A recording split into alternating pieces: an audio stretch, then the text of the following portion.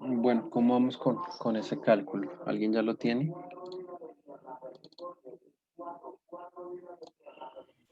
Yo ya, profe. Listo. ¿Cuánto te dio Catalina? Me dio 1496.7. Uy, muy alto. ¿Cuánto pusiste el nivel de confianza? El 1.96. Listo. Y de porcentaje de probabilidad acierto, desacierto. 0,5. O sea, 50%. Cero. Creo que te dio mucho. Espérame, abro acá un librito de Excel y miramos a ver cómo. Sí, señor. ¿Ahí lo puedes ver? No, No, ¿cierto? Entonces, espérame acá. Me confirma. Creo que ahí ya. Ahí ya, ¿Profe, me ¿cierto? escucha? Sí, ahí te escucho. Es que se me perdió la pantalla y no puedo entrar a ver la pantalla. Ah, ya la encontré. Listo. ¿Ya? Sí, ahí ya ves. Sí, señor. Bueno, entonces vamos a hacer ese cálculo. Entonces teníamos como población 740.000, 1, 2, 3. Tenemos un 1,96 de nivel de confianza, equivalente al 95%, un 50% de acierto, un 50% de desacierto. ¿Margen de error de cuánto lo dejaste? De 5. El 5%, listo, es el margen de error. Y no nos hace falta nada. Bueno, entonces vamos a decir acá, ¿qué más? Abrimos paréntesis. Sería este nivel de confianza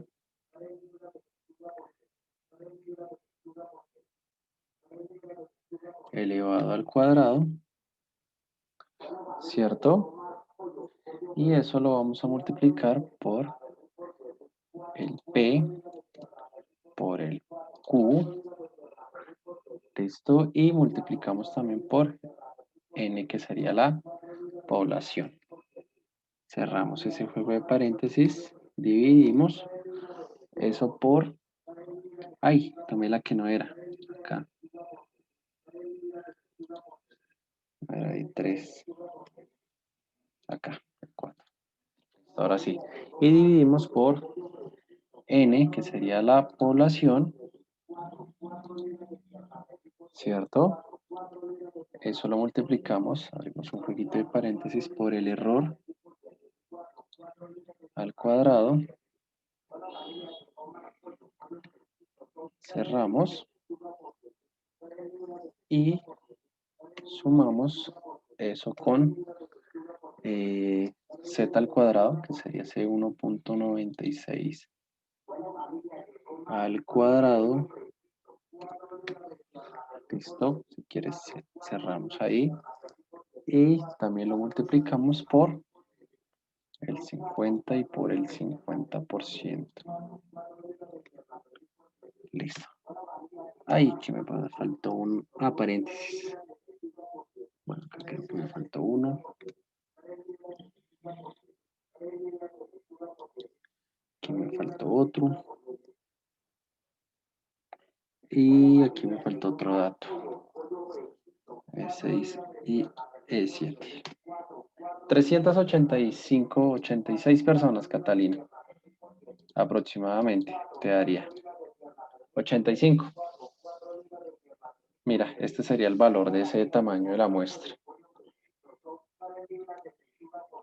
¿Sí me escuchas, Catalina? Sí, señor. Ese sería entonces, revisa de pronto qué dato colocaste mal por ahí. Listo, profe. Listo, 385 serían las personas que deberías en la situación real entrevistar. ¿Alguien más ya realizó ese cálculo?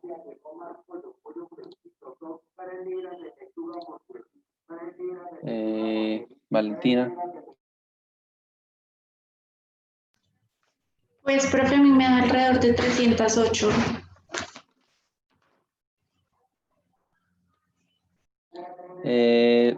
¿De dónde sacaste el dato de la población? Disculpa. Según lo que vi en internet, más o menos hay como 1530 bares registrados en Bosa, no más. Entonces cogí eso igual. Está igual. Tengo los mismos datos que Catalina ahí. Bueno, también te da 385. Mira, 1530, 385. Digamos que todo está delimitado por el nivel de confianza y eso. Sí. Bueno, más o menos sería ese cálculo. Y David, Brian David Guzmán, ¿cómo le fue con eso?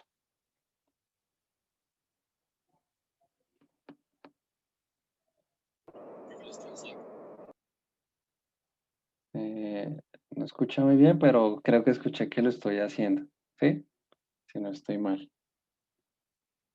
Listo. ¿Y Santiago?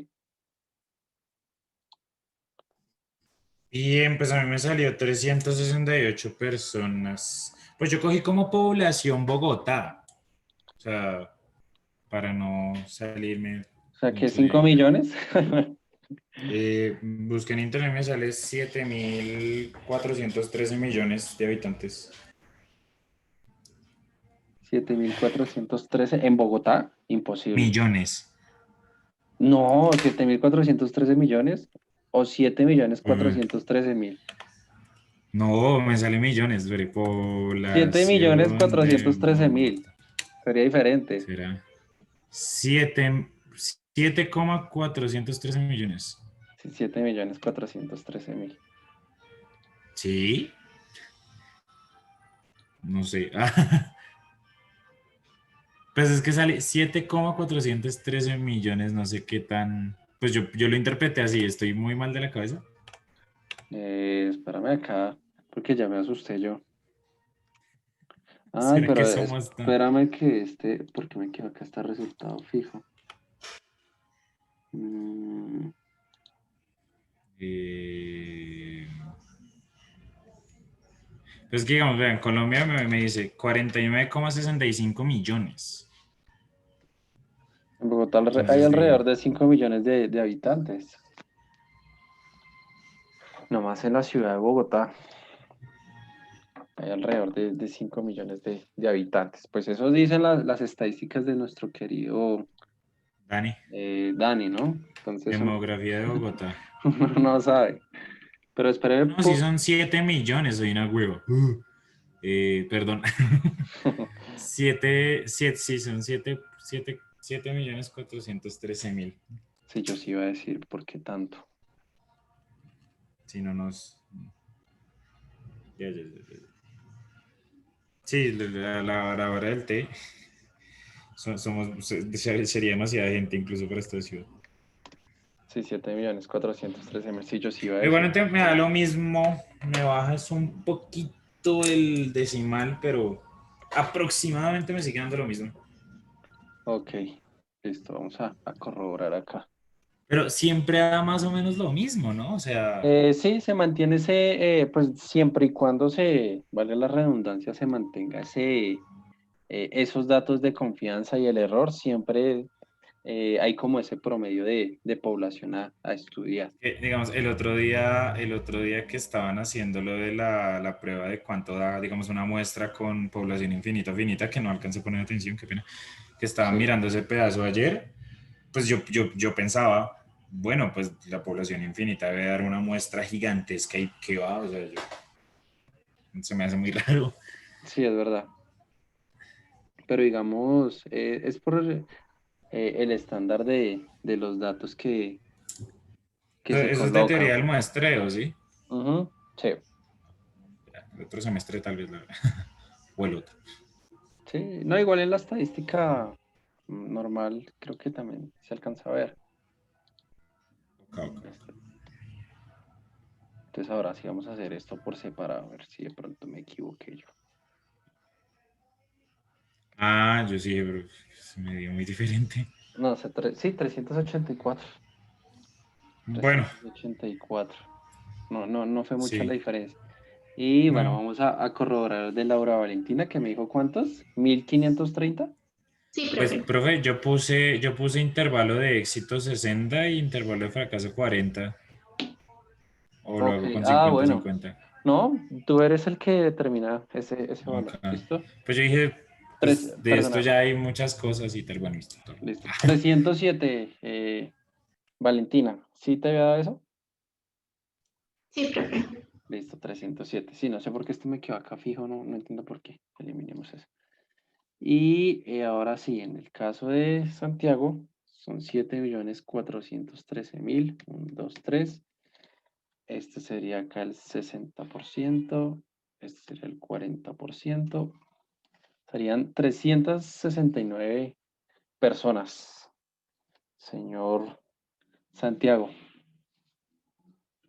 a las cuales en la vida real tendrías que 69. 369. Sí, eso me dio. Sí, sí, sí. ¿Listo? Nice. Bari. Listo. Y voy a corroborar el de Catalina, que son 740.000. 1, 2, 3. Listo, profe, yo ya lo hice otra vez, me dio 383, bueno, 383 personas, con el decimal son 384. Ok, sí, acá ya está. Y Brian David, Tenemos un marco ya. escríbeme ahí por el chat, porfa, para corroborar.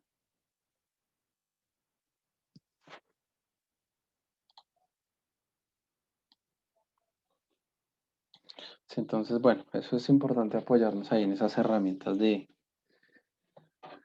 cálculo como estos libros de Excel.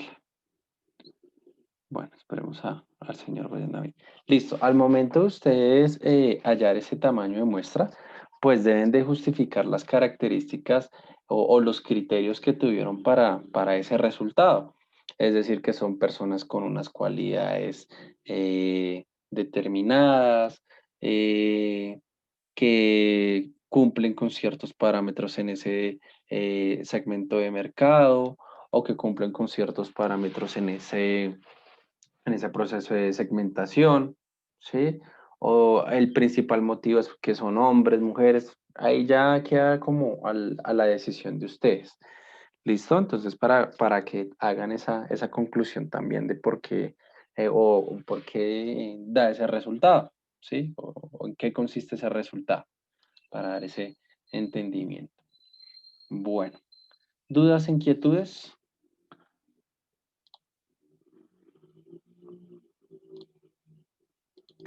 No, profe, ninguna. Listo, bueno. Entonces, bueno, elegiste Bogotá también. Listo, entonces aproximadamente ¿cuánto fue el de Bogotá? Como 370, si no estoy mal. Y error del 4%, espérame, de una vez lo hacemos.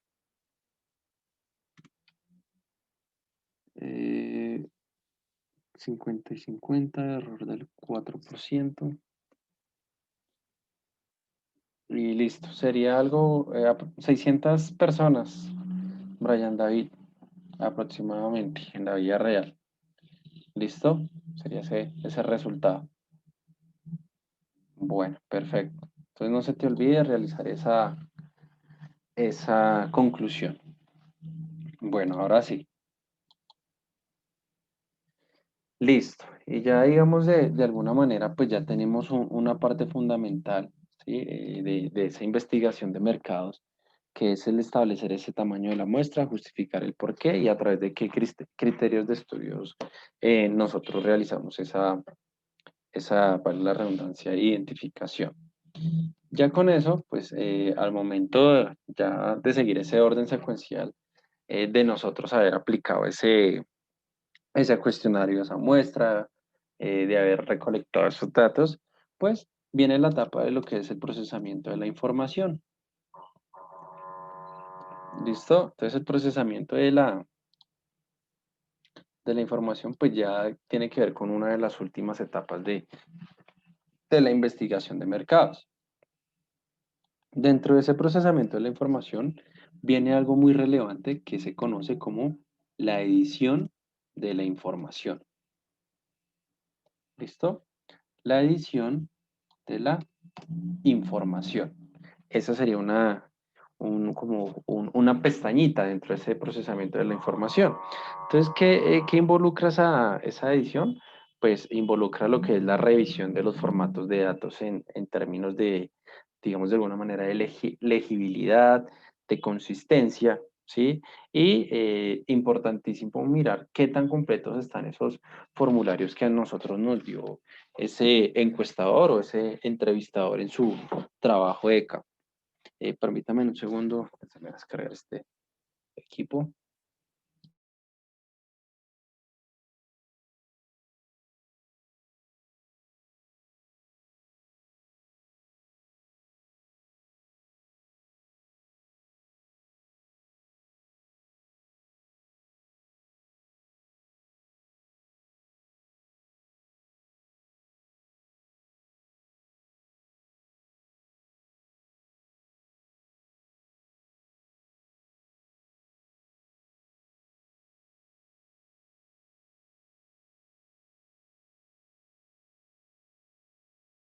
Listo, entonces esa edición de la información, pues es un papel muy relevante, ¿sí? Dentro de ese procesamiento de la información. La idea también que es identificar lo que son, por ejemplo, procesos o omisiones, ¿sí? Procesos de ambigüedades, errores en las respuestas, es como sus características fundamentales. Eh,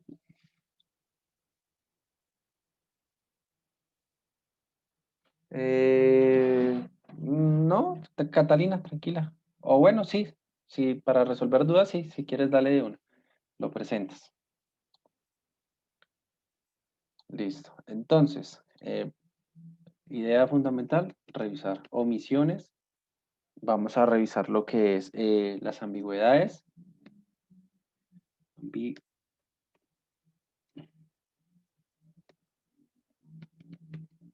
Listo.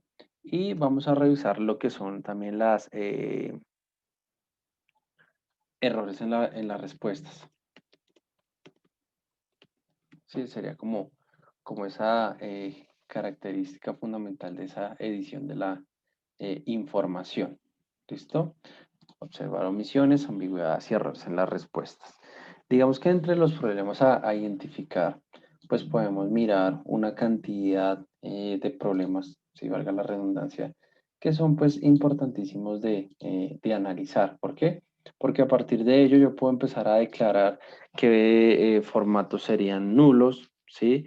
Y qué formatos pues se tendrían o no se tendrían en cuenta. El primer tipo de error que uno, digamos, entraría a identificar es el error del entrevistador. ¿Listo? Entonces, en ese error del entrevistador, pues, pasa mucho, ¿sí? Que es cuando ese entrevistador, pues, no da al entrevistado las instrucciones correctas. Entonces, por no haber dado valga la redundancia, esas instrucciones de la manera adecuada, pues, tal vez la persona entendió mal, ¿sí? Y respondió dos opciones en una pregunta de selección múltiple, cuando solo tenía que haber respondido una. Entonces, es un primer error que se presenta, que se considera, pues, error del entrevistador. ¿Listo? Otro, pues como lo mencionaba anteriormente, son esas omisiones, ¿sí? Entonces esas omisiones, pues, digamos que los entrevistados a menudo dejan pues, de responder una sola pregunta o alguna sección de ese cuestionario que nosotros les estemos presentando, ¿sí? Entonces, hay dos opciones, que lo hayan hecho porque no se dieron cuenta o dos, porque no quisieron tener ese espíritu de cooperación. Entonces, la idea de las omisiones es que,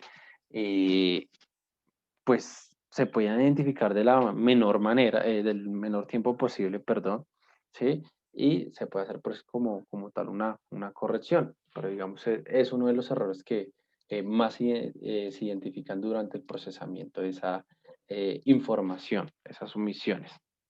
Como les venía diciendo también, pues, viene lo que es la ambigüedad.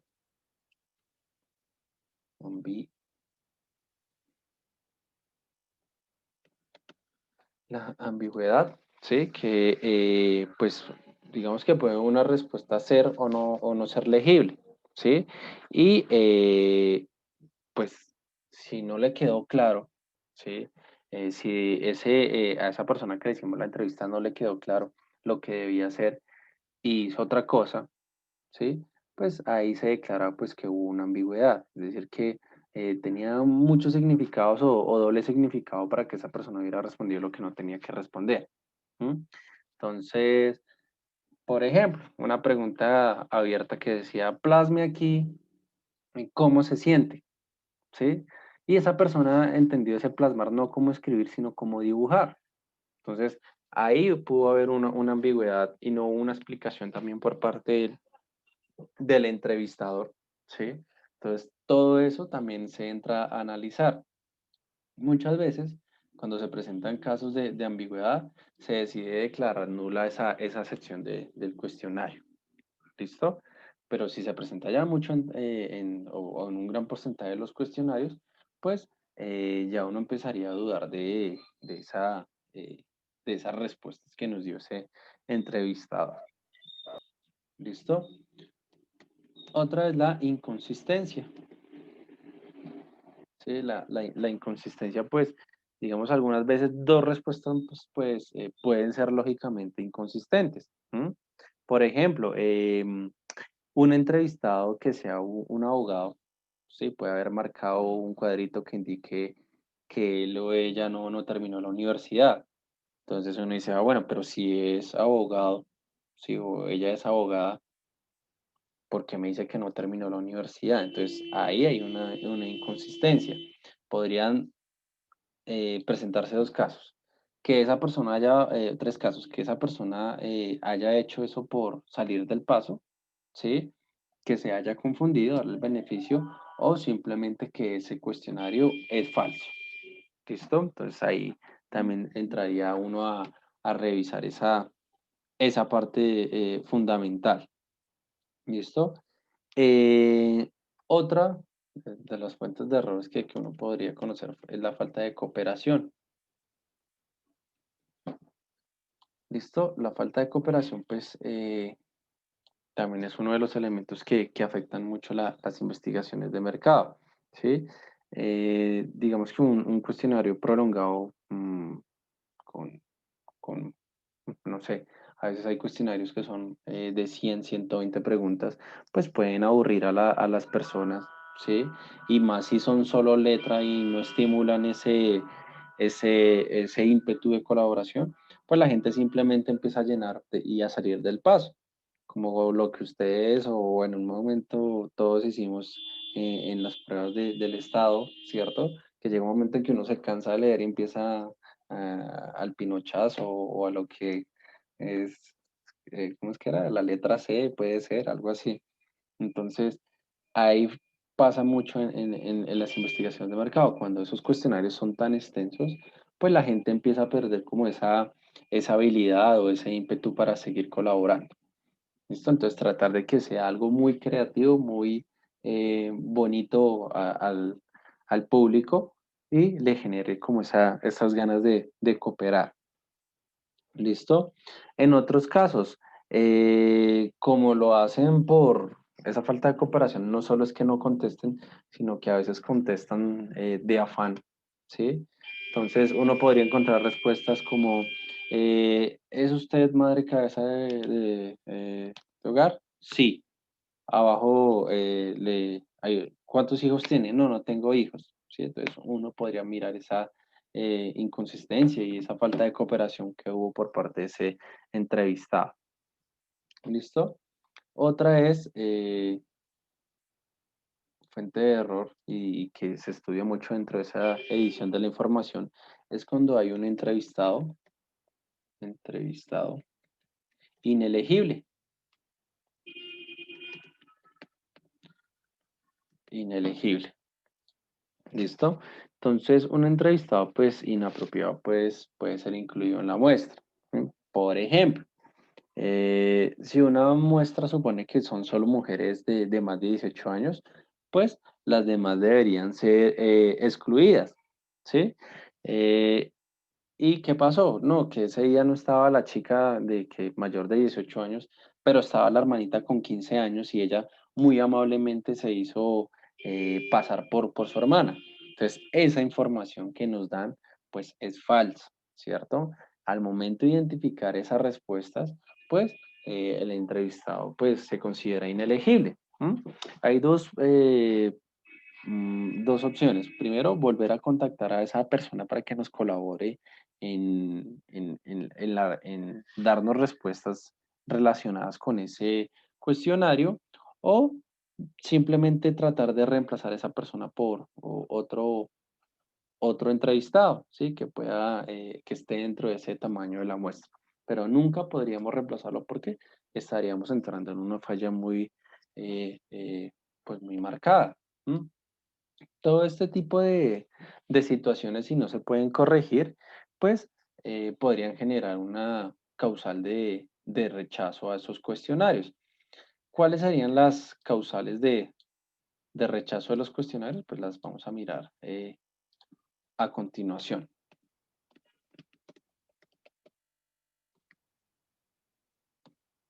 ¿Listo? Primera causal de rechazo. Que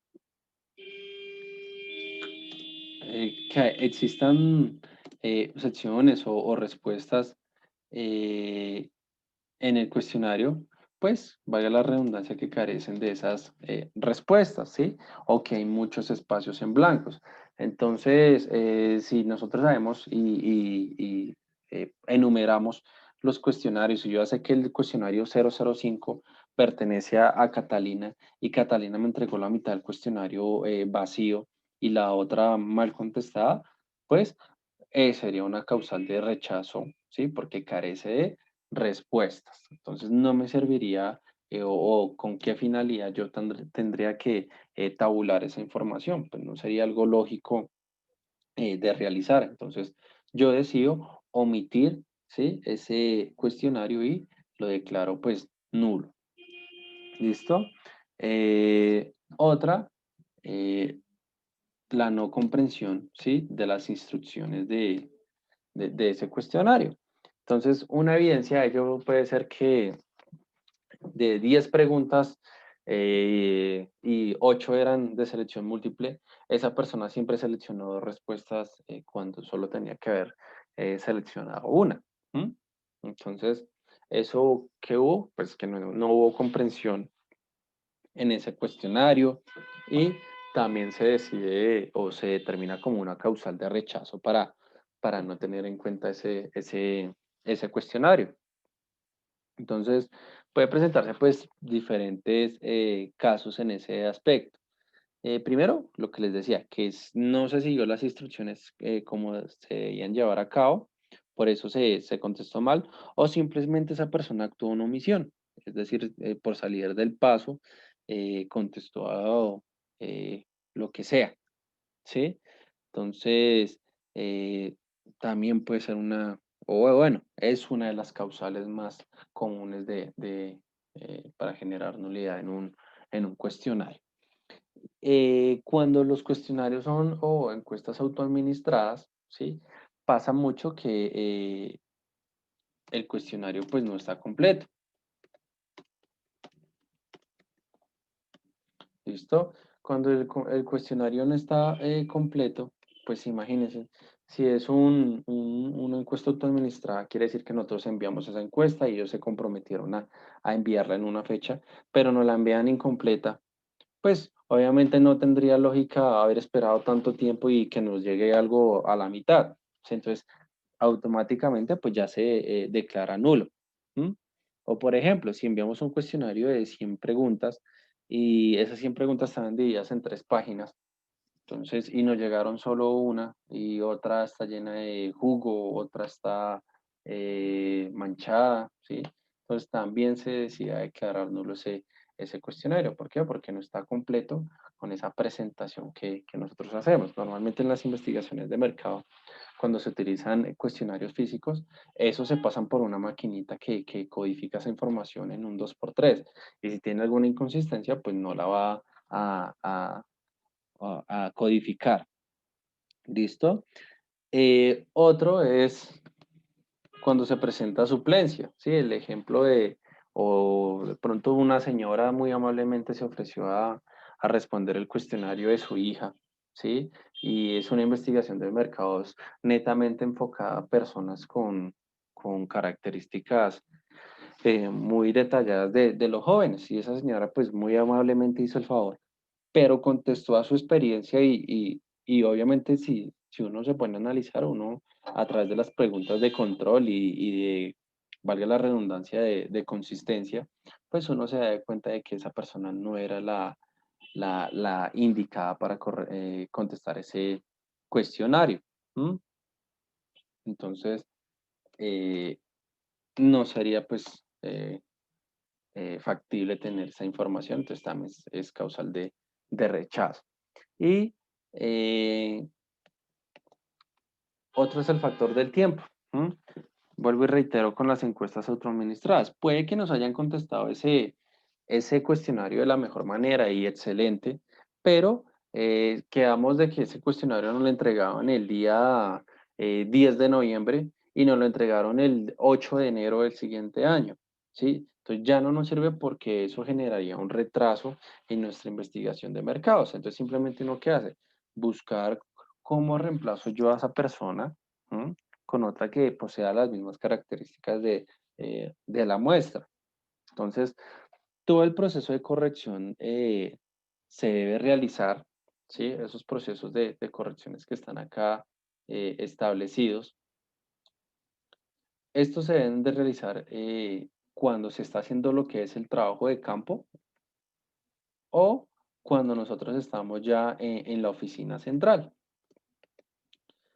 ¿Qué quiere decir esto? Que, por ejemplo, si nosotros nos damos de cuenta que dentro de ese cuestionario, al momento de revisarlo, encontramos alguno de estos factores, yo rápidamente, si estoy haciendo el trabajo de campo, le digo, venga, señor Pepito, colabóreme con esta pregunta porque no es legible o colabóreme llenando otra vez este formato porque usted se equivocó, ¿cierto? Y necesito de su valiosa ayuda. Entonces, podemos contar con suerte de que esa persona pues nos ayude. Sí, siempre manteniendo una posición imparcial, es decir, no vamos a incentivar a esa persona que conteste lo que nosotros necesitamos que nos conteste, no, sino simplemente decirle, venga, responda de acuerdo a la necesidad de este cuestionario y de la investigación. Si no nos percatamos, ¿sí? En el trabajo de campo, pues debemos llegar a la oficina central y hacer una respectiva revisión, ¿sí? Si encontramos otra vez alguno de esos problemas, pues como pedimos datos de identificación, le decimos a esa persona, venga, señor Pepito, encontré una inconsistencia, ¿cómo así que usted es abogado? Pero en la pregunta 10 me dijo que no había terminado la universidad, entonces ¿es falso o es correcta esa información? Entonces, ay, no, perdón, me equivoqué. Entonces uno empezaría como a volver a realizarle esa encuesta, pero de manera telefónica, ¿m? Para corregir esos datos que se nos presentan. ¿Listo? Entonces, eso es como la gran diferencia de hacer. En el campo es observar esos errores que se presentan al momento de que nos entreguen ese cuestionario y en la oficina central después de volver a hacer como una revisión a ese trabajo de campo para volver a tener como esa certeza de que hicimos todo de la mejor manera. ¿Listo? Se dice que es obviamente esta parte del trabajo de campo de las más difíciles, las más costosas, pero que si se trabaja de la mejor manera, pues nosotros podríamos obtener unos resultados totalmente valiosos e indispensables para tomar decisiones en esa investigación de mercados. ¿Listo? Entonces, muy importante, muchachos y chicas, cuando ustedes en sus ámbitos laborales estén realizando o tengan la oportunidad de realizar esas encuestas, revisar muy bien todo lo que les están respondiendo. ¿Listo? ¿Hasta ahí alguien tiene dudas, tiene inquietudes? Callen ahora o pregunten para siempre. Entonces, eso es como el primer pedacito de ese procesamiento de la información, que es esa edición de la información. Esa edición de la información podríamos generarlo como un filtro que se hace para descartar qué nos sirve y qué sí nos sirve. Qué no sirve, perdón. Entonces, muy importante de tener en cuenta. ¿Listo? Para el día martes me van a hacer una pequeña investigación. Van a buscar en qué consiste la codificación, ¿sí? Y qué tipos de codificación hay. ¿Listo? ¿Qué es la codificación y qué tipos de codificación hay? Bueno, obviamente relacionado con la investigación de mercados, codificación y qué tipos de codificación hay. ¿Listo? Entonces, para que lo tengan en cuenta, para que no lo socialicen, ¿listo? Y seguimos con el tema. Bueno, mis queridos alumnos, Listo, pues. entonces, por el día de hoy, dejemos hasta ahí, ¿listo? Y cualquier duda, cualquier inquietud, pues ahí estamos a la orden, a través del grupo, a través del correo. Entonces, les deseo una feliz tarde, un feliz fin de semana, que puedan descansar y reflexionar mucho. ¿Listo? Entonces nos vemos el día martes, muy juiciosos. Listo. Catalina, me quedo contigo. Listo, profe. Ahí te di la opción para que compartas pantalla. Listo. Entonces, Gracias, profe. Buen día, buen fin de bueno, semana. Santiago, Feliz día, igualmente Gus. para ti. Mm. Profe, ¿ya estás viendo lo que yo veo? Sí, ya estoy viendo el formato de Google. Mira, así quedó. Solo que cambié todo, como le dije, al nivel de satisfacción, Así porque es. averigüé, hablé directamente con la dueña, ¿cómo se dice? Con la propietaria y la que está al margen de todo. Y Ok. yo me imaginé que era un chocito pequeño, sí, algo pequeño, y no, es una empresa siempre grande que ya tiene. Ok, listo. Entonces fue como una sorpresa y entonces empecé a investigarla por redes sociales y ya tiene todo lo que yo iba a plantear. Ok, Entonces, perfecto. Listo. Ve bajando, porfa. Bueno, si nos saca de la reunión, ingresamos de nuevo. ¿Listo? Desde hace cuántos estamos. señor. Listo, bien. Perfecto. Bajan. Ok. Listo. Bajan. Bien. Bien, ahí estás metiendo buenas variables de estudio. Bien. Baja, porfa. El formato de la entrevista sí lo dejaste igual, ¿cierto? No, sí, eso sí lo dejé intacto. Listo. No, pero no sabía si esa también tenía que hacerlo en formato así como Ah, esta. no, no, no. Esa la puedes Entonces yo dejar así. entendí que una entrevista sí se tiene como un planteamiento de qué se debe decir, como unos Sí, esa sería lineamientos, una pero fuente no. primaria de información. ¿Listo? Sí, sí, señor. Bueno, sigue bajando, porfa. Eso sería las 6. Ah, me faltó una. Y las 7, la abierta, dejé una abierta. Ok, perfecto. Bien.